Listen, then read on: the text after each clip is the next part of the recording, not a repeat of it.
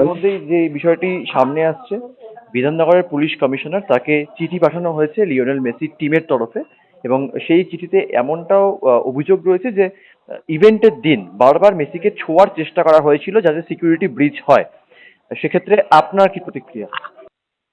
দেখুন, এইটা আজকে লেটারটা এসছে মেসির যে ট্যুর কনসালটেন্ট ছিল, ইন্ডিয়া ট্যুরের অ্যাডভাইজারও ছিল, তিনি সিপি কে দিয়েছেন ইমেল করে, প্রাইভেট অ্যান্ড কনফিডেন্সিয়াল করে।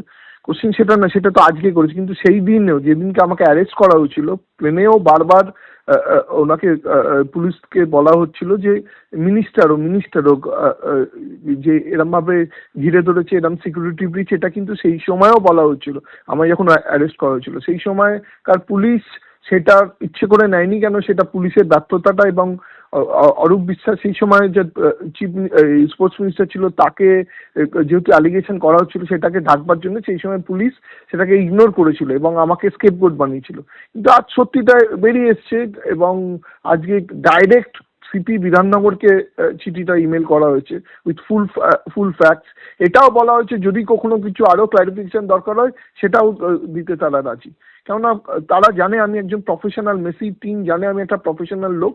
বাকি 3টে স্টেটে যদি সুন্দরভাবে আমি করতে পারি, আমার ক্যাপাবিলিটি দিয়ে করতে পারি, তাহলে কলকাতায় পারলাম না কেন? কলকাতায় আমার প্রোটেকশনটা দেওয়া হলো না, আর একটা ইনম্যাচুয়ার স্পোর্টস মিনিস্টার নিজের মাইলেজের জন্য আমার ইভেন্টটাকে শেষ করে দিল এবং লক্ষ লক্ষ দর্শক যারা টিভি, যারা মাঠে এসেছিল তাদের বঞ্চিত করলো। অন্যদিকে এখনো পর্যন্ত অরূপ বিশ্বাসের কোনো রকম হদিশ মেলেনি। আপনি বারবার ফেসবুকে পোস্ট করেছেন যে সত্য সামনে আসবে, ন্যায় বিচার মিলবে, এরকম পোস্ট করছেন।